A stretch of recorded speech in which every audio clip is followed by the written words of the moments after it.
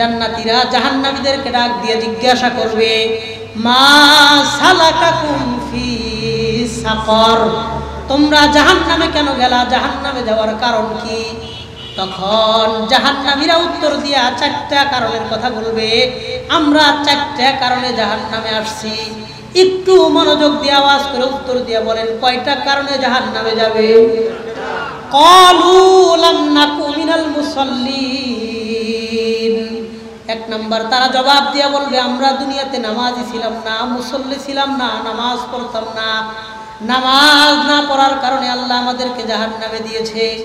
আল্লাহ, এই দোহাজারি চন্দ্র এই এলাকার মধ্যে প্রত্যেকটা যুবক ভাই, মুরব্বী, বাবা, মা, বোন সহ আমাদের সবাইকে 5 ওয়াক্ত নামাজি, দিনদার, পরহেজগার, মুত্তাকি, মুমিন মুসলমান হিসেবে কবুল আর মঞ্জুর করে নেন, বলেন আমিন। 1 নাম্বার কারণ, তারা ডাক দিয়া বলবে, আমরা দুনিয়াতে নামাজি ছিলাম না। 2 নাম্বার বলবে, ওয়ালাম নাকু নুতঈমুল মিসকিন, আমরা দুনিয়াতে মিসকিন মানুষদেরকে খাবার খাওয়াইতাম না। 3 নাম্বার বলবে, ওয়া কুন্না নাখুযু মা'আল খাইজিন, আমরা মানুষের সাথে অযথা বৈশা মানুষের সমালোচনা করতাম, আড্ডা দিতাম, গল্প করতাম, সময় নষ্ট করতাম, ইবাদত করতাম না। 4 নাম্বার বলবে, ওয়া কুন্না নুকাযযিবু বিয়াউমিদ্দিন, আমরা দ্বীনের বিষয়কে অস্বীকার করতাম। আলেমরা বলতো, আমরা শুনতাম, কিন্তু আলেমদের কথা মানতাম না, ইবাদতে মনোনিবেশ করতাম না। 1 নাম্বার, নামাজ পড়তাম না। 2 নাম্বার, গরিবদেরকে খাওয়াইতাম না। 3 নাম্বার, অযথা মানুষের সমালোচনা করতাম, সময় নষ্ট করতাম। 4 নাম্বার, দ্বীনের কথাগুলো শুনতাম, কিন্তু দ্বীনের কথাগুলো মানতাম না। 4টা কারণের মধ্যে 2 নাম্বার কারণ, তারা বলবে, আমরা দুনিয়াতে গরিব মানুষদেরকে খাওয়াই নাই, না খাওয়ানোর কারণে আল্লাহ আজকে আমাকে জাহান্নামে দিয়েছে। আপনাদের এই যে দোহাজারি বাজার, অনেক বড় বড় রেস্টুরেন্ট আছে, হোটেল আছে, দেখবেন তারা শেষ রাত্রে বা খানা দানা শেষে যখন হোটেল বন্ধ করবে, বহু খাবার তারা ফালায়া দেয়, নষ্ট করে, কিন্তু গরিব ফকির মানুষদেরকে তারা দেয় না। নষ্ট করে ফালায়া দেয়, কিন্তু তারা দেয় না। কেমন যেন এই সমস্ত ভাইদের দিকে তাকাইলে আমার মনে হয়, এই সমস্ত লোকেরাই হাসরের মাঠে আল্লাহর সামনে দাঁড়ায় দাঁড়ায় বলবে, ওয়ালাম নাকু নুতঈমুল মিসকিন, আমরা দুনিয়াতে খাবার অপচয় করতাম, নষ্ট করতাম, কিন্তু মিসকিনদের খাইতে দিতাম না। আল্লাহ আমাদের সামর্থ্যবান মানুষদেরকে, মাঝে মধ্যে ক্ষুধার্ত মানুষকে 1 বেলা খাবার খাওয়ানোর ব্যবস্থা করার মতন মন মানসিকতার তৌফিক আল্লাহ আমাদের সবাইকে দান করেন, আমিন। তাহলে 1 নাম্বার, ইয়াতীমদের দেখাশোনা করা। 2 নাম্বার, বিধবাদের সহযোগিতা করা। 3 নাম্বার, ক্ষুধার্তদেরকে খাবার খাওয়ানো। বলেন ইনশাআল্লাহ, আমরা করব, বলেন ইনশাআল্লাহ। 4 নাম্বার, অসুস্থ মানুষ হইলে, মানুষ অসুস্থ হইলে, রোগী হইলে অসুস্থ ব্যক্তিকে দেখতে যাওয়া, এটা আলেমদের কাজ। অসুস্থ মানুষকে দেখতে যাবেন, আত্মীয় স্বজন অসুস্থ হলে দেখতে যাবেন। কি লাভ? বুখারীতে বর্ণনা আসছে, কোনো ব্যক্তি যদি অসুস্থ মানুষকে দেখতে যায়, তার কাছে যতক্ষণ অবস্থান করে বসে 70,000 ফেরেশতা ওই ব্যক্তির জন্য আল্লাহর কাছে মাগফিরাত, এর জন্য ইস্তেগফার করতে থাকে আর ক্ষমা চাইতে থাকে। কত বড় ব্যাপার! মুসলিম শরীফে হাদিস আসছে, আল্লাহ তাআলা কিয়ামতের দিন মানুষকে ডেকে বলবেন, ইবনে আদম, হে আদমের সন্তান, ইন্নী মারিজতু ফালাম তাউদনি, আমি অসুস্থ হয়েছিলাম, আমারে তো দেখতে আসো না। তো মানুষ আশ্চর্য হয়ে ডাক দিয়ে বলবেন, ইয়া রব্বি কাইফা আউদুকা ওয়া আনতা রব্বুল আলামিন, আপনারে কেমনে দেখতে যাবো, আপনি তো রব্বুল আলামিন, আপনি অসুস্থ হন না। আপনি 1 নম্বরে অসুস্থ হন না, 2 নাম্বার আপনাকে দেখতে যাওয়াও সম্ভব না। তখন আল্লাহ ডাক দিয়ে বলবেন, আমা তাআলাম আন্না ফুলানান কদ মারিদা ফালাম তাউদহু, তুমি কি জানো না তোমার পাশের বাড়ির লোকটা অসুস্থ হয়েছিল, তুমি তাকে কেন দেখতে যাও নাই?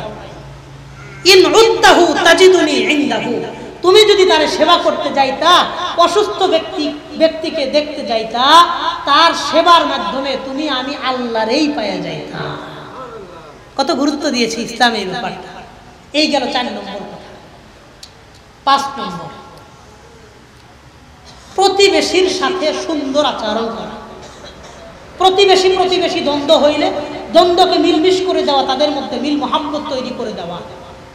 প্রতিবেশীর ব্যাপারটা ইসলামে অত্যন্ত গুরুত্বপূর্ণ। নবীজি বুখারীর হাদিসে বলেন, দুই জায়গায় দুই রকমের রিওয়ায়াত আসছে। আল্লাহর নবী বলেন, ওয়াল্লাহি লা ইয়াদখুলুল জান্নাহ, ওয়াল্লাহি লা ইয়াদখুলুল জান্নাহ, ওয়াল্লাহি লা ইয়াদখুলুল জান্নাহ। নবীজি তিনবার কসম খায় বললেন, আল্লাহর কসম, ওই ব্যক্তি জান্নাতে প্রবেশ করবে না। সাহাবীরা জিজ্ঞাসা করলেন, মান যাকা ইয়া রাসূলুল্লাহ, নবীজি ওই ব্যক্তিকে যে আল্লাহর জান্নাতে প্রবেশ করবে না? আল্লাহর নবী উত্তর দিয়ে বললেন, মান লা ইয়ামানু জারুহু বাওয়াইকাহু, যেই ব্যক্তির ক্ষতি থেকে তার প্রতিবেশী নিরাপদ থাকতে পারে না, ওই ব্যক্তি আল্লাহর জান্নাতে প্রবেশ করবে না। বলেন নাউযুবিল্লাহ। আল্লাহুম্মা লাউ আন্নী আ'লামু ওয়া আন্না ওয়ারাহু আহাদা, আল্লাহ আমি যদি জানতাম এই আটলান্টিক মহাসাগরের ওই পারে একজন মানুষ আছে। আমি আফ্রিকান মুসলমানদেরকে জিজ্ঞাসা করেছি, তারা জবাব দিয়েছে এটা শুধু অথই সাগর আর পানি, এর ওই পারে আর কোনো মানুষ নাই। ওই সময় পৃথিবী প্রযুক্তিগত এত উন্নত ছিল না যে এক জায়গায় বসে বিশ্বের সব খবর নিতে পারবে, এই সুযোগ তখন ছিল না। তো তিনি আল্লাহর কাছে মোনাজাত ধরে বলেন, আল্লাহ আমি যদি জানতাম এই আটলান্টিক মহাসাগরের ওই পারে পাড়ি দিলে এই 8 ঘন্টা বিমান দিয়ে যাওয়ার পরে আটলান্টিক মহাসাগরের পশ্চিম পাশে হলো আমেরিকা। তিনি বলেন, আমি যদি জানতাম একজন মানুষ আছে, এনি হাউ যে কোনো পদ্ধতিতে এই সাগর পাড়ি দিয়া ওই এক ব্যক্তির কাছে আমি কালিমার দাওয়াত পৌঁছানোর জন্য চলে যাইতাম, একজনের কাছে আমি দাওয়াত নিয়ে চলে যাইতাম। চুনাচে সাহাবায়ে কেরাম এই ইসলাম, এই দ্বীন, এই কোরআন, এই হাদিস আমাদের পর্যন্ত পৌঁছাইতে গিয়া কি পরিমাণ কষ্ট করেছেন তার উজ্জ্বল দৃষ্টান্ত হলো উকবা বিন নাফি রাদিয়াল্লাহু আনহু। আটলান্টিক মহাসাগরের পূর্ব পাশে মদিনাতুল আসিফি নামে একটা শহর আছে। এই মদিনাতুল আসিফিতে আজও পর্যন্ত উকবা বিন নাফি রাদিয়াল্লাহু আনহুর কবর সেখানে আজও পর্যন্ত খুঁজে পাওয়া যায়। সুবহানাল্লাহ। কোথায় মক্কা মদিনা, কোথায় চীন? এই চীনে যায় দেখবেন সাদ বিন আবি ওয়াক্কাস রাদিয়াল্লাহু আনহু, উসুম বিন আব্বাস রাদিয়াল্লাহু আনহু, আল্লাহর হাবিবের বিখ্যাত বিখ্যাত দুইজন সাহাবীর কবর আজও পর্যন্ত চীনে পাওয়া যায়। কোথায় মক্কা মদিনা, কোথায় জর্ডান? জর্ডানে যায় দেখবেন যায়েদ বিন হারিসা, জাফর তাইয়ার, আব্দুল্লাহ বিন রাওয়াহা রাদিয়াল্লাহু আনহুম, আল্লাহর হাবিবের বিখ্যাত বিখ্যাত তিনজন সাহাবীর কবর জর্ডানের জমিনে আজও পর্যন্ত পাওয়া যায়। কোথায় মক্কা, কোথায় তুরস্ক? তুরস্কের সাবেক রাজধানী ইস্তাম্বুল, বর্তমান রাজধানী আনকারা। তুরস্কের সাবেক রাজধানী ইস্তাম্বুলে এখন পর্যন্ত নবীজির বিখ্যাত সাহাবী আল্লাহর হাবিব মক্কা থেকে মদিনায় হিজরত করতে যাওয়ার পরে মদিনাতে যার বাড়িতে মেহমান ছিলেন আবু আইয়ুব আনসারী রাদিয়াল্লাহু আনহুর কবর এখন পর্যন্ত ইস্তাম্বুলের জমিনে পাওয়া যায়। কোথায় মক্কা, কোথায় মিশর? মিশরে যায় দেখবেন আমর ইবনুল আস রাদিয়াল্লাহু আনহুর কবর পাওয়া যায়। ইরাকে যায় দেখবেন হযরত আব্বাস রাদিয়াল্লাহু আনহুর কবর এখন পর্যন্ত ইরাকে পাওয়া যায়। শুধু তাই না, মক্কা থেকে 90 কিলোমিটার দূর তায়েফ, জমিন থেকে 6000 কিলোমিটার উপরে পাহাড়ের মধ্যে রাইসুল মুফাসসিরিন আব্দুল্লাহ ইবনে আব্বাস রাদিয়াল্লাহু আনহুর কবর পাওয়া যায়। যারা হজ এবং উমরা করতে গিয়েছেন আপনারা দেখেছেন ওই পাহাড়ের উপরে একটা গেট আছে, বাবু আব্দুল্লাহ ইবনে আব্বাস, রাইসুল মুফাসসিরিন আব্দুল্লাহ ইবনে আব্বাসের কবর দ্বীন প্রচারের স্বার্থে পাহাড় থেকে, জমিন থেকে 6000 ফিট উপরে পাহাড়ে আজও পর্যন্ত তার কবর পাওয়া যায়। সেই দামেস্কে যায় দেখবেন দামেস্কের জমিনে বেলাল হাবশী রাদিয়াল্লাহু আনহুর কবর পাওয়া যায়। কুফায় যায় দেখবেন হযরত আলী রাদিয়াল্লাহু আনহুর কবর পাওয়া যায়। বসরায় যায় দেখবেন হযরত আনাস রাদিয়াল্লাহু আনহুর কবর পাওয়া যায়। আরব সাগরের কিনারায় মাকামে ঈস নামক জায়গায় যায় দেখবেন আমর বিন জামুহ রাদিয়াল্লাহু আনহুর কবর এখন পর্যন্ত ওই সাগরের কিনারায় পাওয়া যায়। উহুদ পাহাড়ের পাদদেশে যায় দেখবেন হযরতে হামজা সহ 70 জন সাহাবীর কবর উহুদ পাহাড় ঘেঁষে এখন পর্যন্ত সেখানে বিদ্যমান আছে। সুদূর সোমালিয়ার জঙ্গলে যায় দেখবেন ফজল বিন আব্বাস রাদিয়াল্লাহু আনহুর কবর। সেই সোমালিয়ার জঙ্গলের মধ্যেও দ্বীন প্রচার করতে সাহাবীর কবর খুঁজে পাওয়া যায়। এই হাজারো কবর লাখো ব্যক্তির পবিত্র রক্তের উপর ভর করে যে ইসলাম, যে কোরআন আর হাদিস আমাদের পর্যন্ত এসে পৌঁছেছে, আল্লাহর কসম করে বলি সারা বাংলাদেশের মানুষ ইসলামের বিরুদ্ধে কোন ষড়যন্ত্র আগেও মানে নাই, এখনো মানবে না, ভবিষ্যতেও মানবে না। নিজের জীবন দিয়ে হলেও ইসলামের বিরুদ্ধে ষড়যন্ত্রকে রুখে দেওয়ার জন্য এই চট্টগ্রামের মানুষ সব সময় তৈরি আছে, তৈরি আছে, তৈরি আছে।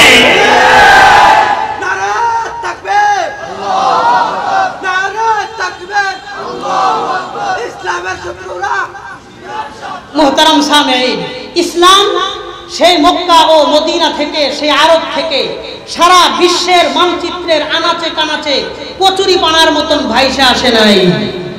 ইসলাম এই দেশের প্রত্যেকটা গ্রাম ও গঞ্জ আসার আগ পর্যন্ত হাজারো মানুষের মাথার রক্ত জমিনে পড়েছে, বুকের রক্ত দিয়া মরুভূমির বালুগুলা ভিজে গেছে। এরপরে আমি আর আপনি ঘরে বসে ইসলাম পাইছি, কথা বল ঠিক কিনা? ঘরে বসে সহজে ইসলাম পাইছি, তো এই জন্য আমাদের কাছে কদর কম, এই জন্য আমাদের কাছে কদর কম। আমরা ইসলাম রক্ষার জন্য যে কোনো পদক্ষেপে, ওলামায়ে কেরামের যে কোনো আহ্বানে আর ডাকে নিজের জীবন দিয়ে হলেও তৈরি থাকবো, রাজি আছি ইনশাআল্লাহ। কারণ এ বাংলাদেশ, এ চট্টগ্রাম, এই সিলেট, এই সমস্ত এলাকার ইতিহাসগুলো অন্যরকম, গৌরবময় এক উজ্জ্বল ইতিহাস এই এলাকার আছে, কথা কন ঠিক কিনা?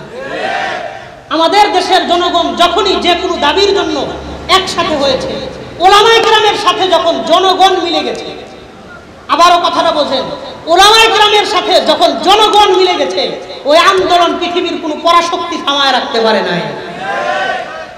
সংক্ষিপ্ত একটা ইতিহাস আমি আপনাদের শোনাই, আমার খুব ভালো লেগেছে। বিশেষ করে আপনাদের আল বালাগ ইসলামী সংগঠন 41 বছর যাবত এই আয়োজন করতেছে, বলেন আলহামদুলিল্লাহ। একটা সত্য পরিসংখ্যান আমি আপনাদের সামনে তুলে ধরি। 1600 খ্রিস্টাব্দ, আজ থেকে 425 বছর আগের কথা। তখন বাংলাদেশ, ভারত, ইন্ডিয়া, পাকিস্তান এ সমস্ত রাষ্ট্র আলাদা আলাদা কোনো রাষ্ট্র ছিল না। ভারতবর্ষের উপর ব্রিটিশরা তখন শাসন করত।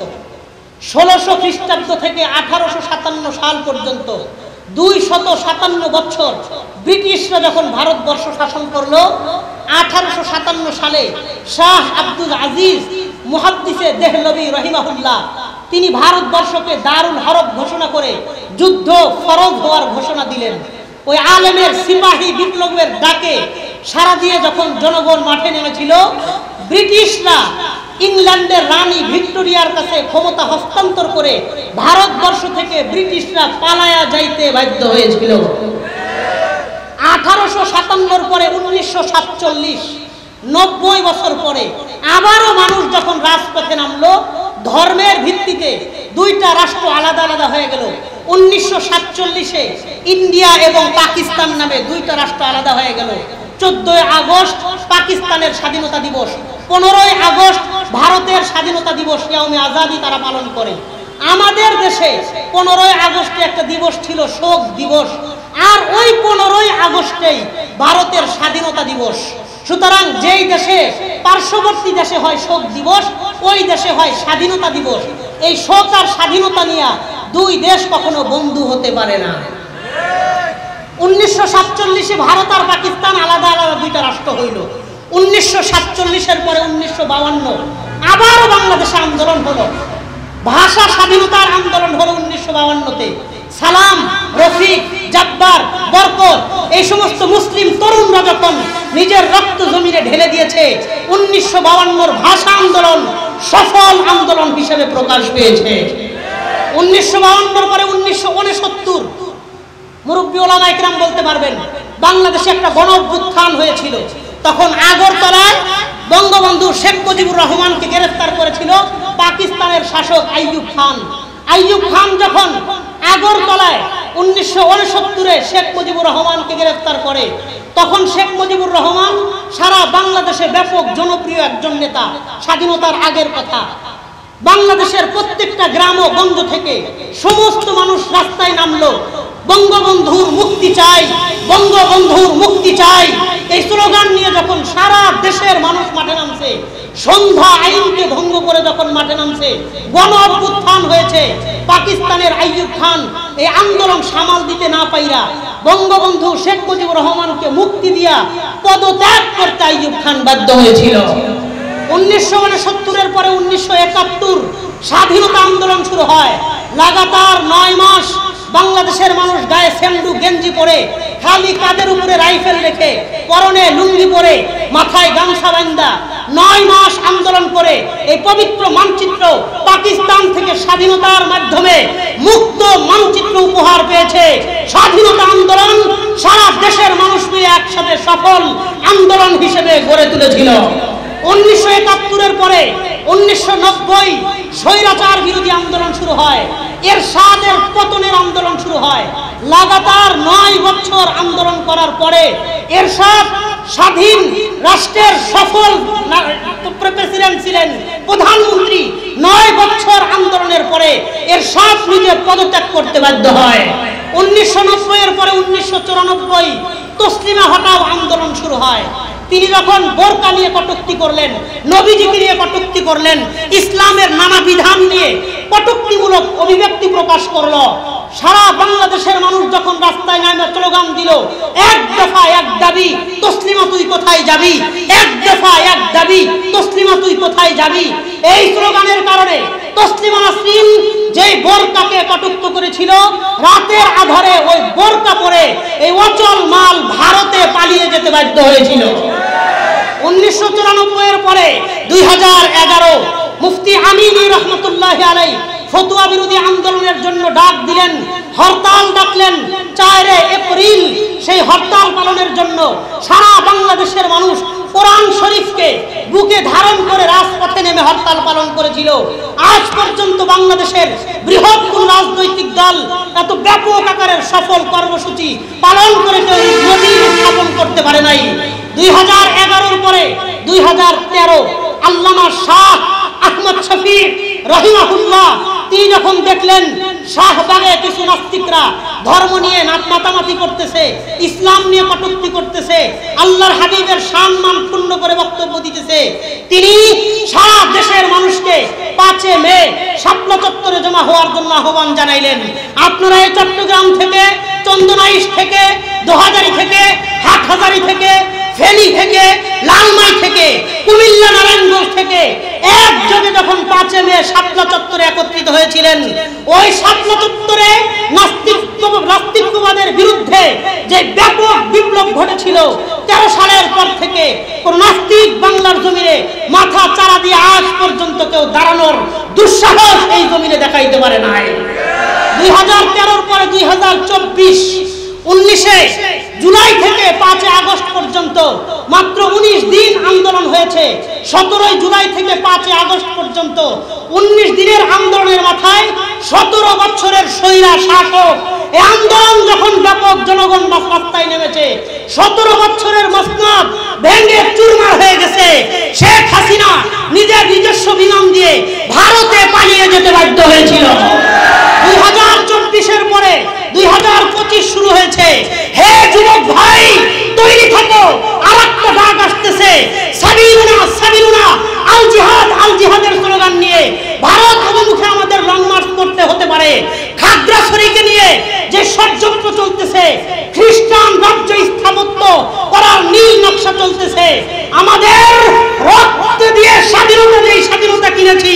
আল্লাহর কসম করে বলি, বাংলাদেশে যদি স্বাধীনতা বিরোধী কোন চক্রান্ত নতুন করে মাথা চারা দিয়ে ওঠার দুঃস্বপ্ন দেখে, ধর্মের বিরুদ্ধে যদি কোন নীল নকশা বাংলার জমিনে বাস্তবায়ন করার জন্য ষড়যন্ত্র আঁকা হয়, বাংলার মানুষ 1971-এ যেমন দেশের স্বাধীনতার জন্য রক্ত দিয়েছিল, 2025 সালে ধর্ম রক্ষার জন্য প্রয়োজনে আবার যুদ্ধ হবে, আবার যুদ্ধ হবে, আবার যুদ্ধ হবে।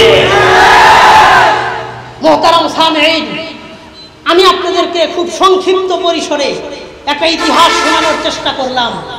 1600 খ্রিস্টাব্দ থেকে 2025 425 বছরে যখনই মানুষ জনগণের সাথে মিলছে, যখনই জনগণ আলেম ওলামায়ে কেরামের সাথে মিশেছে, ওই আন্দোলনকে কোনো পরাশক্তি থামায়া রাখতে পারে নাই। কথা বল ঠিক কিনা? বর্তমানে অত্যন্ত উদ্বেগের সাথে এবং দুঃখের সাথে একটা কথা আপনাদেরকে বলতে হয়। আপনারা জানেন বর্তমানে ফিলিস্তিন এবং গাজার মুসলমানদেরকে কিভাবে নির্মমভাবে চিকিৎসাহীনতার কারণে তাদেরকে দুঃখে দুঃখে মরতে হচ্ছে। অনাহারে থেকে তারা মারা যাচ্ছে, চিকিৎসার অভাবে তারা মারা যাচ্ছে, নির্যাতন করা হচ্ছে।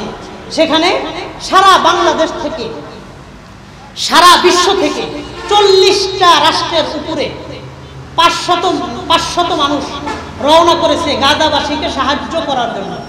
তাদের কাছে কারো কাছে কোনো অস্ত্র নাই।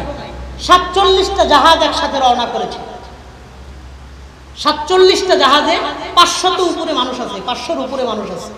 বাংলাদেশের একজন শহীদুল আলম, তিনিও ওই একটা জাহাজে আছে। এই সমস্ত জাহাজের মধ্যে তারা খাবার নিয়েছে, বিশুদ্ধ পানি নিয়েছে, কিছু ঔষধ নিয়েছে, কিছু কাপড় নিয়েছে। এই 4টা জিনিস নিয়ে গাজাবাসীর কাছে তারা সাহায্য পৌঁছানোর জন্য রওনা করেছে। লম্বা পথ পাড়ি তারা দিয়েছে। গাজা সীমান্তের কাছাকাছি যখন গিয়েছে, ইসরায়েলি এই দুনিয়ার কুকুর খ্যাত ইসরায়েলি বাহিনী তারা মুসলমানদের, তারা এই নৌবহরকে তারা আটকানোর চেষ্টা করেছে, বাধা দিয়েছে। শুধু তাই না, তারা জুলুম করবে, সাহায্য করবে না। যারা সাহায্য করতে যাবে তাদেরকেও বাধা দিচ্ছে। বলেন নাউজুবিল্লাহ। 500 মানুষকে তারা গ্রেফতার করে তেল আবিবের একটা কারাগারে বন্দী করে রেখেছে। কতটুকু নির্মম ভয়াবহ অবস্থা। গ্লোবাল সমুদ ফ্লুটিলা, যেই নৌযান অপ্রতিরোধ্য আন্তর্জাতিক নৌবহর রওনা করেছে, এটাকে তারা বাধা দিয়েছে, মানুষদেরকে গ্রেফতার করেছে। আমি এখানে একটা জিনিস অসঙ্গতি দেখতে পারি, যে 500 মানুষ রওনা করেছে, এই 500 মানুষের মধ্যে 70% হলো বিধর্মী, মাত্র 30% মুসলমান। মাত্র 30% মুসলমান, 70% হলো বিধর্মী, অন্যান্য ধর্মের মানুষ, অন্যান্য দেশের নাগরিক।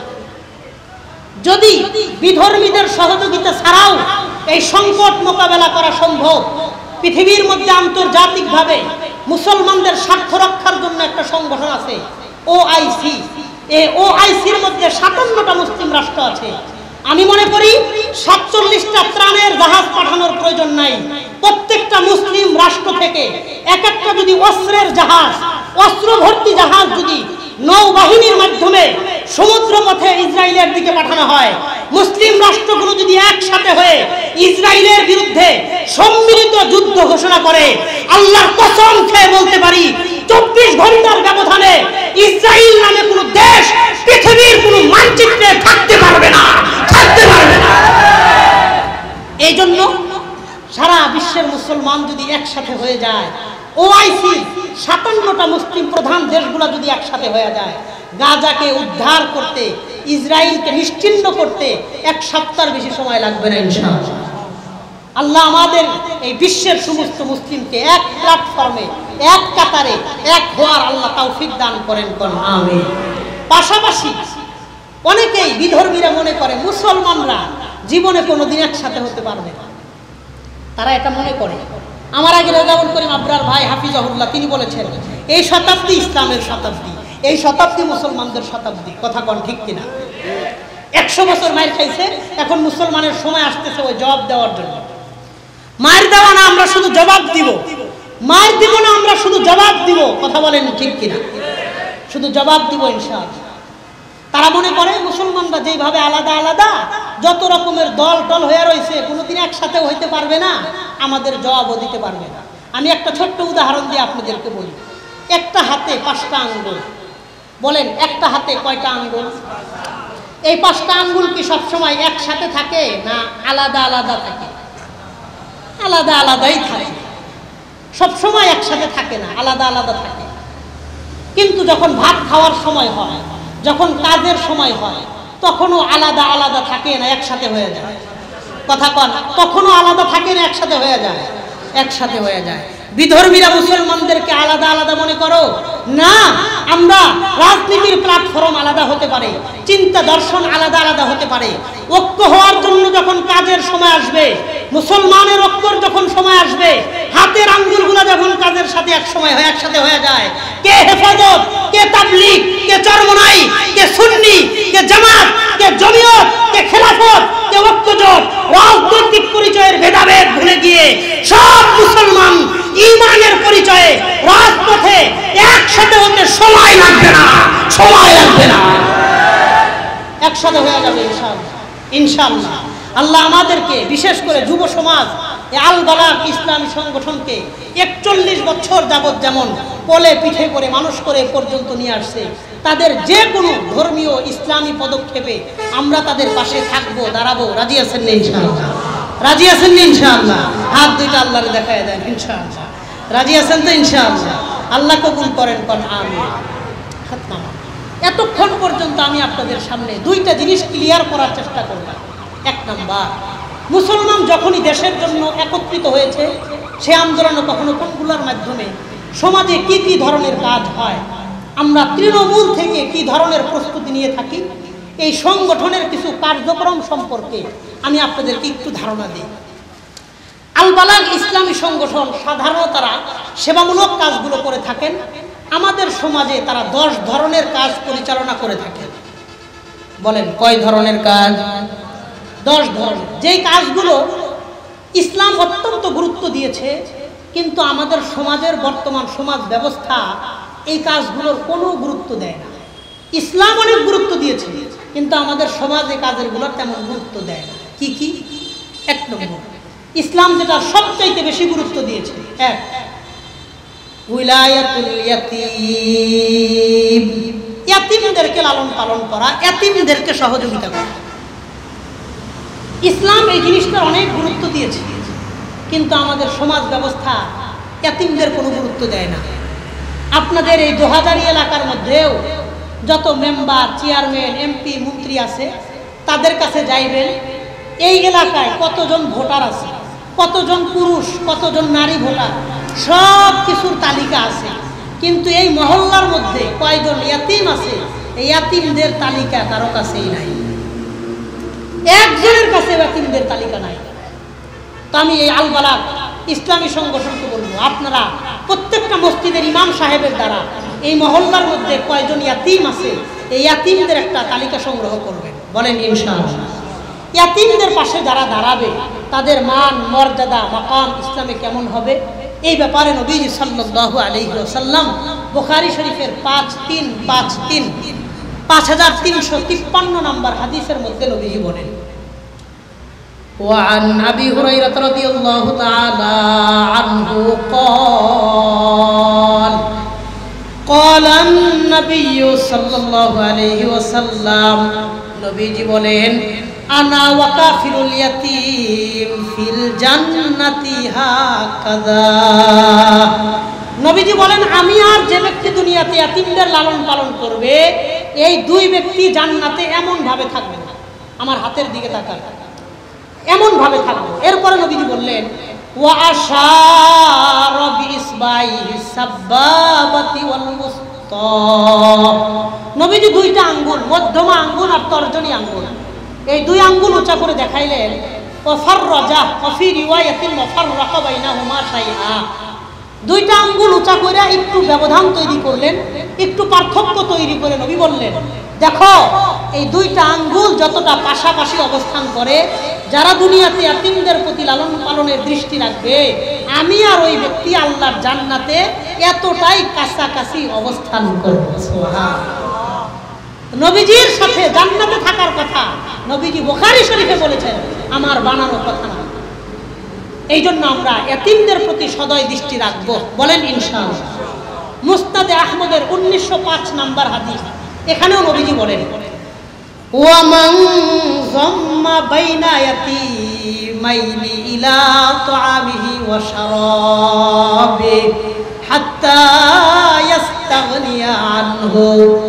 যেই ব্যক্তি কোনো একজন ইয়াতীম বাচ্চার দায়িত্ব নেবে, তাকে লালন পালন করবে বালেগ হওয়ার আগ পর্যন্ত, বালেগ হওয়ার আগ পর্যন্ত একজন ইয়াতীম বাচ্চাকে, মান যাম্মা ইয়াতীমান ইলা তুআমিহি ওয়া শারাবি, নিজের খানা দানার দায়িত্ব নিয়েছে বালেগ হওয়ার আগ পর্যন্ত একজন ইয়াতীম বাচ্চা, নবী বলেন, ওয়াজাবাত লাহুল জান্নাতু আলবাত্তাতা। ওই ব্যক্তির জন্য আল্লাহ তাআলার জান্নাতের ফায়সালা চূড়ান্ত হয়ে যায়।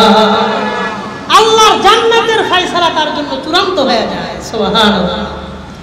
এই ব্যাপারে আরেকটা হাদিস আমি আপনাদেরকে বলি। এই হাদিসটা আবু দাউদ শরীফে আসছে, নাসাই শরীফে আসছে। নবীজি সাল্লাল্লাহু আলাইহি ওয়াসাল্লাম বলেন, ওয়া মান মাসাহা রাসা ইয়াতীমিন কানাত লাহু বিকুল্লি শারাতিন মাররাত আলাইহা ইয়াদুহু হাসানাত। যে ব্যক্তি কোনো একজন ইয়াতীম সন্তানের মাথার উপরে হাত রাখবে, একটা ইয়াতীম বাচ্চা তার মাথার উপরে হাত রাখছে, দয়ার হাত রাখছে, কোনো কারণে কষ্ট পাইছে, পড়ে গিয়ে ব্যথা পাইছে, পরে দেখার কেউ নাই, ধরার কেউ নাই, তা আপনি দয়া নিয়ে তার মাথার উপরে হাত রাখছেন।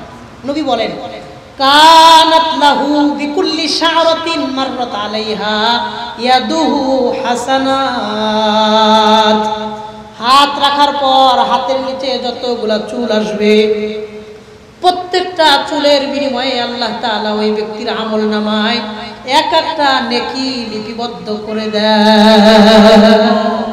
যতগুলো চুল আসবে, কানাত লাহু বিকুল্লি শারাতিন মাররাত আলাইহা ইয়াদুহু হাসানাত, এক একটা চুলের বিনিময়ে আল্লাহ এক একটা নেকি দান করে দিবেন। সুবহানাল্লাহ।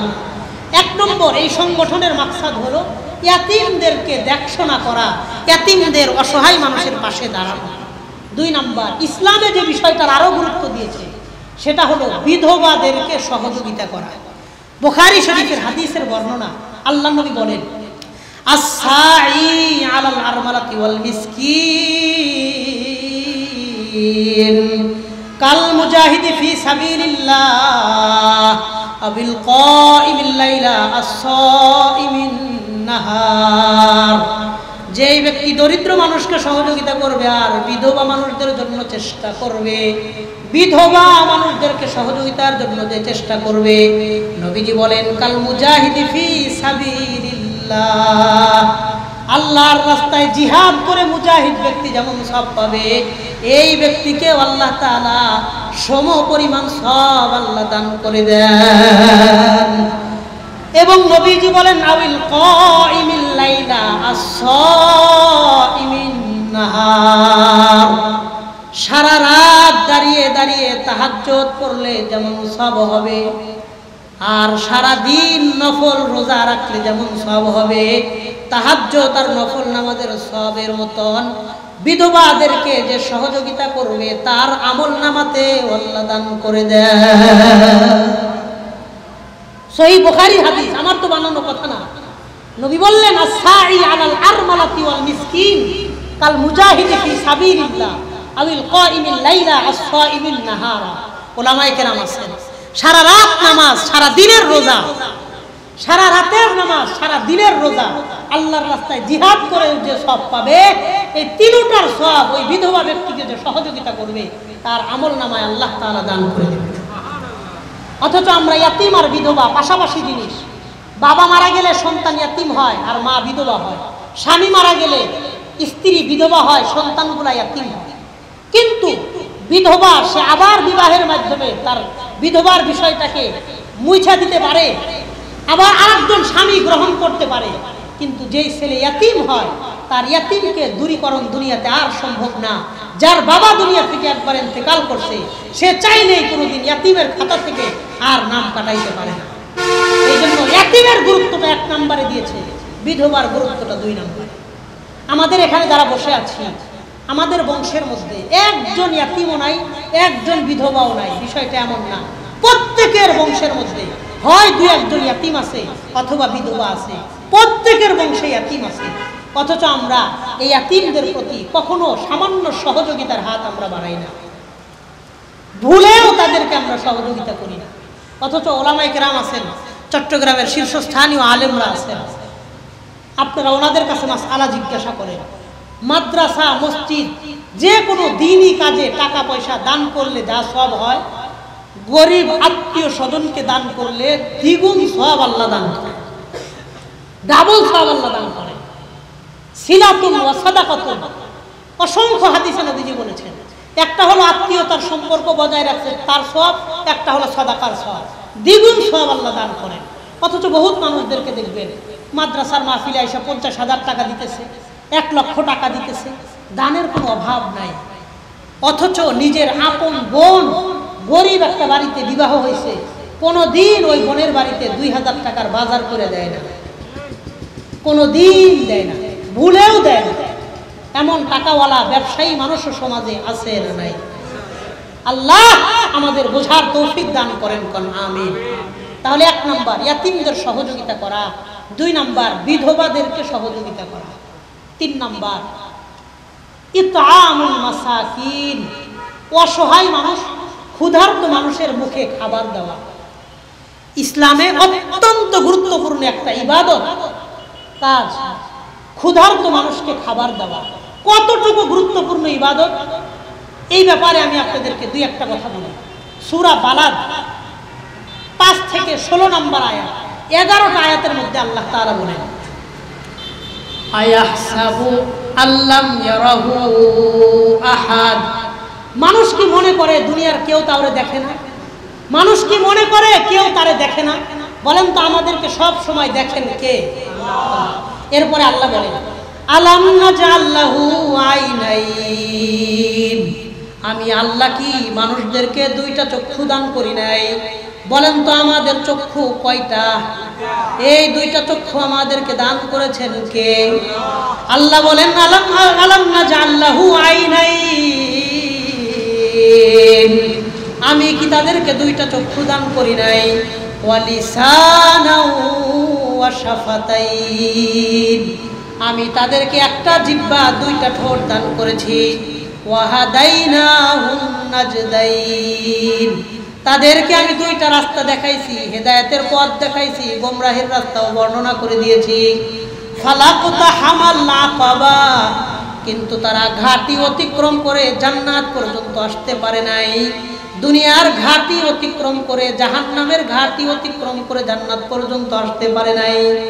এরপরে আল্লাহ নবীজিকে ডাক দিয়ে বলেন, ওমা আদরাকা মাল আকাবা, নবী আপনি কি জানেন জান্নাতে আসার সহজ রাস্তা কয়টা? এরপরে আল্লাহ তাআলা এই সূরার মধ্যে জান্নাতে যাওয়ার সহজ রাস্তা বলেছেন 4টা। 1 নাম্বার আল্লাহ বলেন ফাক্কু রাকাবা, গোলামদেরকে আজাদ করা, বন্দীদেরকে মুক্তি করা। 2 নাম্বার আল্লাহ বলেন আও ইতআমু ফি ইয়াউমিন যী মাসগাবা, অভাব অনটনের দিন তোমরা গরিব মানুষদেরকে খাবার খাওয়াইবা। এই গরিবদেরকে যে খাবার তোমরা মুখে তুলে দিবা, এই খাবারগুলো তোমাদের জন্য হজম হওয়ার আগ পর্যন্ত আল্লাহর কাছে ইস্তিগফার করে গরিবের মুখে খাবার তুলে দিলে তোমাদের জন্য জান্নাতে যাওয়া আল্লাহ সহজ করে দিবে। ইতআমু ফি ইয়াউমিন যী মাসগাবা, অভাব অনটনের দিনে মানুষকে খাওয়াও। ইয়াতীমান যা মাকরাবা আও মিসকিনান যা মাতরাবা, ইয়াতীমদের প্রতি খেয়াল রাখো, মিসকিনদের প্রতি খেয়াল রাখো, বন্দীদেরকে মুক্তি করো, ক্ষুধার্তদের খাবার খাওয়াও, ইয়াতীমদের প্রতি দয়া করো, মিসকিনদের প্রতি দয়া করো। 4টা কথা আল্লাহ বললেন। তাহলে যে ব্যক্তি ক্ষুধার্ত মানুষকে খাবার খাওয়াবে তার জান্নাতে যাওয়া সহজ করে দিবেন কে? শুধু এটা না, সূরা মুদ্দাসসির 40 থেকে 46 নম্বর আয়াত, 4টা-5টা আয়াতে আল্লাহ তাআলা বলেন ফি জান্নাতি ইয়াতাসাআলুন আনিল মুজরিমিন। কিয়ামতের দিন জান্নাতীরা যখন জান্নাতে যাবে, জাহান্নামীরা যখন জাহান্নামে যাবে। জান্নাতীরা জান্নাতে, জাহান্নামীরা জাহান্নামে। 2 দল আলাদা আলাদা হয়ে গেছে, মাঝখানের দুটো পর্দা আল্লাহ উঠাইয়া দিবে। জান্নাতীরা জাহান্নামীদেরকে দেখবে, জাহান্নামীরা জান্নাতীদেরকে দেখবে। তো জান্নাতীরা মনে মনে চিন্তা করবে, একই দুনিয়া থেকে আসলাম, আমরাও চট্টগ্রাম থেকে আসছি, তারাও চট্টগ্রাম থেকে আসছে, তো আমরা আসলাম জান্নাতে, তারা কেন গেল জাহান্নামে? তো জান্নাতীরা জাহান্নামীদেরকে ডাক দিয়ে প্রশ্ন করবে, ফি জান্নাতি ইয়াতাসাআলুন আনিল মুজরিমিন। জান্নাতীরা জাহান্নামীদেরকে ডাক দিয়ে জিজ্ঞাসা করবে, মা সালাকাকুম ফি সাকর, তোমরা জাহান্নামে কেন গেলা? জাহান্নামে যাওয়ার কারণ কি? তখন জাহান্নামীরা উত্তর দিয়া 4টা কারণের কথা বলবে, আমরা 4টা কারণে জাহান্নামে আসছি। একটু মনোযোগ দিয়ে আওয়াজ করে উত্তর দিয়া বলেন, কয়টা কারণে জাহান্নামে যাবে? ক্বালু লাম নাকু মিনাল মুসাল্লিন। 1 নাম্বার তারা জবাব দিয়া বলবে, আমরা দুনিয়াতে নামাজি ছিলাম না, মুসল্লি ছিলাম না, নামাজ পড়তাম না। নামাজ না পড়ার কারণে আল্লাহ আমাদেরকে জাহান্নামে দিয়েছে। আল্লাহ, এই দোহাজারি চন্দ্র এই এলাকার মধ্যে প্রত্যেকটা যুবক ভাই, মুরব্বী, বাবা, মা, বোন সহ আমাদের সবাইকে 5 ওয়াক্ত নামাজি, দিনদার, পরহেজগার, মুত্তাকি, মুমিন মুসলমান হিসেবে কবুল আর মঞ্জুর করে নেন। বলেন আমিন। 1 নাম্বার কারণ তারা ডাক দিয়া বলবে, আমরা দুনিয়াতে নামাজি ছিলাম না। 2 নাম্বার বলবে, ওয়ালাম নাকু নুতঈমুল মিসকিন, আমরা দুনিয়াতে মিসকিন মানুষদেরকে খাবার খাওয়াইতাম না। 3 নাম্বার বলবে, ওয়া কুন্না নাখুযু মা'আল খাইজিন, আমরা মানুষের সাথে অযথা বৈশা মানুষের সমালোচনা করতাম, আড্ডা দিতাম, গল্প করতাম, সময় নষ্ট করতাম, ইবাদত করতাম না।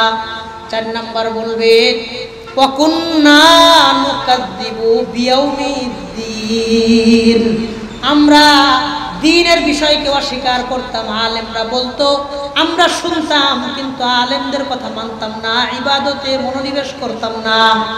1 নাম্বার নামাজ পড়তাম না, 2 নাম্বার গরিবদেরকে খাওয়াইতাম না, 3 নাম্বার অযথা মানুষের সমালোচনা করতাম, সময় নষ্ট করতাম, 4 নাম্বার দ্বীনের কথাগুলো শুনতাম, কিন্তু দ্বীনের কথাগুলো মানতাম না। 4টা কারণের মধ্যে 2 নাম্বার কারণ তারা বলবে, আমরা দুনিয়াতে গরিব মানুষদেরকে খাওয়াই নাই, না খাওয়ানোর কারণে আল্লাহ আজকে আমাকে জাহান্নামে দিয়েছে। আপনাদের এই যে দোহাজারি বাজার, অনেক বড় বড় রেস্টুরেন্ট আছে, হোটেল আছে, দেখবেন তারা শেষ রাত্রে বা খানা দানা শেষে যখন হোটেল বন্ধ করবে, বহু খাবার তারা ফালায়া দেয়, নষ্ট করে, কিন্তু গরিব ফকির মানুষদেরকে তারা দেয় না। নষ্ট করে ফালায়া দেয়, কিন্তু তারা দেয় না। কেমন যেন এই সমস্ত ভাইদের দিকে তাকাইলে আমার মনে হয়, এই সমস্ত লোকেরাই হাসরের মাঠে আল্লাহর সামনে দাঁড়ায় দাঁড়ায় বলবে, ওয়ালাম নাকু নুতঈমুল মিসকিন, আমরা দুনিয়াতে খাবার অপচয় করতাম, নষ্ট করতাম, কিন্তু মিসকিনদের খাইতে দিতাম না। আল্লাহ আমাদের সামর্থ্যবান মানুষদেরকে, মাঝে মধ্যে ক্ষুধার্ত মানুষকে 1 বেলা খাবার খাওয়ানোর ব্যবস্থা করার মতন মন মানসিকতার তৌফিক আল্লাহ আমাদের সবাইকে দান করেন। আমিন। তাহলে 1 নাম্বার ইয়াতীমদের দেখাশোনা করা, 2 নাম্বার বিধবাদের সহযোগিতা করা, 3 নাম্বার ক্ষুধার্তদেরকে খাবার খাওয়ানো। বলেন ইনশাআল্লাহ আমরা করব, বলেন ইনশাআল্লাহ। 4 নাম্বার অসুস্থ মানুষ হইলে, মানুষ অসুস্থ হইলে, রোগী হইলে অসুস্থ ব্যক্তিকে দেখতে যাওয়া, এটা আলেমদের কাজ। অসুস্থ মানুষকে দেখতে যাবেন, আত্মীয় স্বজন অসুস্থ হলে দেখতে যাবেন। কি লাভ? বুখারীতে বর্ণনা আসছে, কোনো ব্যক্তি যদি অসুস্থ মানুষকে দেখতে যায়, তার কাছে যতক্ষণ অবস্থান করে বসে 70,000 ফেরেশতা ওই ব্যক্তির জন্য আল্লাহর কাছে মাগফিরাত, এর জন্য ইস্তেগফার করতে থাকে আর ক্ষমা চাইতে থাকে। কত বড় ব্যাপার! মুসলিম শরীফে হাদিস আসছে, আল্লাহ তাআলা কিয়ামতের দিন মানুষকে ডেকে বলবেন, ইবনে আদম, হে আদমের সন্তান, ইন্নী মারিজতু ফালাম তাউদনি, আমি অসুস্থ হয়েছিলাম, আমারে তো দেখতে আসো না। তো মানুষ আশ্চর্য হয়ে ডাক দিয়ে বলবেন, ইয়া রব্বি কাইফা আউযুকা ওয়া আনতা রব্বুল আলামিন, আপনারে কেমনে দেখতে যাবো? আপনি তো রব্বুল আলামিন, আপনি অসুস্থ হন না। আপনি 1 নম্বরে অসুস্থ হন না, 2 নাম্বার আপনাকে দেখতে যাওয়াও সম্ভব না। তখন আল্লাহ ডাক দিয়ে বলবেন, আমা তাআলাম আন্না ফুলানান কদ মারিদা ফালাম তাউদহু, তুমি কি জানো না তোমার পাশের বাড়ির লোকটা অসুস্থ হয়েছিল, তুমি তাকে কেন দেখতে যাও নাই? ইন উদ্দাহু তাজিদুনি ইনদাহু, তুমি যদি তার সেবা করতে যাইতা, অসুস্থ ব্যক্তিকে দেখতে যাইতা, তার সেবার মাধ্যমে তুমি আমি আল্লাহরই পাওয়া যাইতা। কত গুরুত্ব দিয়েছি ইসলামের ব্যাপারটা। এই গেল 4 নম্বর কথা। 5 নম্বর, প্রতিবেশীর সাথে সুন্দর আচরণ করা। প্রতিবেশী দ্বন্দ্ব হইলে দ্বন্দ্বকে মিলমিশ করে দেওয়া, তাদের মধ্যে মিল মহাব্বত তৈরি করে দেওয়া। প্রতিবেশীর ব্যাপারটা ইসলামে অত্যন্ত গুরুত্বপূর্ণ। নবীজি বুখারীর হাদিসে বলেন, দুই জায়গায় দুই রকমের রিওয়ায়াত আসছে। আল্লাহর নবী বলেন, ওয়াল্লাহি লা ইয়াদখুলুল জান্নাহ, ওয়াল্লাহি লা ইয়াদখুলুল জান্নাহ, ওয়াল্লাহি লা ইয়াদখুলুল জান্নাহ। নবীজি তিনবার কসম খায় বললেন, আল্লাহর কসম, ওই ব্যক্তি জান্নাতে প্রবেশ করবে না। সাহাবীরা জিজ্ঞাসা করলেন, মান যাকা ইয়া রাসূলুল্লাহ, নবীজি ওই ব্যক্তিকে যে আল্লাহর জান্নাতে প্রবেশ করবে না? আল্লাহর নবী উত্তর দিয়ে বললেন, মান লা ইয়ামানু জারুহু বাওয়াইকাহু, যেই ব্যক্তির ক্ষতি থেকে তার প্রতিবেশী নিরাপদ থাকতে পারে না, ওই ব্যক্তি আল্লাহর জান্নাতে প্রবেশ করবে না। বলেন নাউজুবিল্লাহ।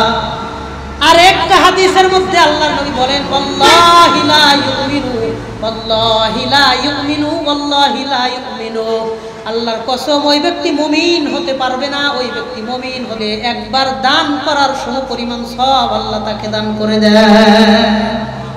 ঋণ দিলে সাদাকার সওয়াব আল্লাহ দান করে দেয়। এই জন্য ৬ নম্বর বিষয় হলো, আমরা গরিব দুঃখী অসহায় মানুষকে ঋণ দেওয়া, সুদমুক্ত ঋণ দেওয়ার চেষ্টা করব। বলেন ইনশাআল্লাহ। ৭ নম্বর, বিপদগ্রস্ত মানুষের মধ্যে ত্রাণ বিতরণ করা। ত্রাণ, একটা হলো দান করা, একটা হলো ত্রাণ দেওয়া। ত্রাণ আর দান দুইটার মধ্যে পার্থক্য আছে। দান করতে হয় গরিব মানুষকে, যে গরিব তাকে শুধু দান করা লাগে। আর ত্রাণ ধনী গরিব সবাইকে ত্রাণ দেওয়া যায়। এটা হলো বিপদগ্রস্ত। বিপদগ্রস্ত মানুষ ধনীও হতে পারে, বিপদগ্রস্ত মানুষ গরিবও হতে পারে। এই জন্য ত্রাণ দেওয়া এটাই সংগঠনের একটা লক্ষ্য উদ্দেশ্য। ৮ নাম্বার, শরণার্থী মানুষদেরকে আশ্রয় দেওয়া, শরণার্থীদেরকে আশ্রয় দেওয়া। ৯ নাম্বার, রক্ত দান করা, মানুষকে রক্ত দেওয়া। এটা অত্যন্ত গুরুত্বপূর্ণ একটা ইবাদত, জায়েজ এবং সওয়াবের কাজ। আল্লাহ কোরআনেও বলেছেন, ওমান আহিয়াহা ফাকান্নামা আহিয়ান নাসা জামিআ, যে ব্যক্তি দুনিয়াতে একজন মানুষের জীবন বাঁচাইতে সহযোগিতা করলো এবং সে বেঁচে গেল, একজন মানুষের জীবন বাঁচাইতে যে সহযোগিতা করলো, সে কেমন যেন পৃথিবীর সমস্ত মানুষকে একটা নতুন জীবন উপহার দিল। সুবহানাল্লাহ। এই জন্য ৯ নম্বর কথা রক্ত দান করা। ১০ নম্বর কথা, সমাজে যে কোনো কল্যাণমূলক কাজে অগ্রসর হওয়া, যে কোনো কল্যাণমূলক কাজে সমাজে এগিয়ে আসা। যেমন এই যে তাফসিরুল কোরআন মাহফিল করা, যে কোনো মানুষের পাশে দাঁড়ানো, যে কোনো রাস্তাঘাট মেরামত করা, যৌতুকহীন বিবাহ তৈরি করে দেওয়া, বিবাহ পড়ায়া দেওয়া, বিবাহের ব্যবস্থা করা, নলকূপ স্থাপন করা, বয়স্ক শিক্ষা চালু করা, কম্বল বিতরণ করা শীতের সিজনে, বন্যার্তদের মধ্যে খাদ্য খাবার বিতরণ করা, যে কোনো কল্যাণমূলক কাজ এই সংগঠন থেকে উদ্যোগ নেবে। আমরা একটু সময় দিয়া, শ্রম দিয়া, মেধা দিয়া, বুদ্ধি দিয়া, পরামর্শ দিয়া, আন্তরিকতা দিয়া, দান করে, দোয়া করে সার্বিকভাবে এই সংগঠনের পাশে দাঁড়াবো। রাজি আছেন ইনশাআল্লাহ? কে কে রাজি আছেন? আল্লাহর একটু হাতটা দেখায় দেন। রাজি আছেন ইনশাআল্লাহ? আল্লাহ কবুল করেন। কোন আমিন। আমি এ পর্যন্ত এই সংগঠন থেকে পরিচালিত হয় মানব সেবামূলক 10টা কাজের তালিকা আপনাদের সামনে পেশ করলাম। ১ নাম্বার, শেষ কথা একটু মনোযোগ দিয়ে শুনে যান। ১ নাম্বার, ইয়াতীমদের সহযোগিতা করা। ২ নাম্বার, বিধবাদের খোঁজ খবর নেওয়া। ৩ নাম্বার, ক্ষুধার্ত মানুষদেরকে খাবার খাওয়ানো, ক্ষুধার্ত মানুষদেরকে খাবার খাওয়ানো। ৩ নাম্বার গেল। ৪ নাম্বার, অসুস্থ মানুষদেরকে দেখতে যাওয়া। ৫ নাম্বার, প্রতিবেশীর মধ্যে সুসম্পর্ক কায়েম করা। ৬ নাম্বার, গরিব মুসলমানদেরকে সুদমুক্ত ঋণের ব্যবস্থা করা। ৭ নাম্বার, ত্রাণ বিতরণ করা। ৮ নাম্বার, শরণার্থীদেরকে আশ্রয় দেওয়া, শরণার্থীদেরকে জায়গা দেওয়া, শরণার্থীদেরকে সহযোগিতা করা। ৯ নাম্বার, রক্তদান করা, ফ্রিতে বিনামূল্যে রক্ত দেওয়া। ১০ নাম্বার, যে কোনো সামাজিক কল্যাণমূলক কাজে অংশগ্রহণ করা। আল্লাহ এই সংগঠনকে কিয়ামত পর্যন্ত, এই এলাকা যতদিন আছে, এলাকায় আবাদ যতদিন আছে, ততদিন পর্যন্ত সদস্যদেরকে ইজ্জত ও ইফতের সাথে, আমানত ও ইনসাফের সাথে অগ্রপানে এগিয়ে যাওয়ার আল্লাহ তৌফিক দান করেন। বলেন আমিন। হাদা ওয়া আখিরু দাওয়ানা আনিল হামদুলিল্লাহি রাব্বিল আলামিন।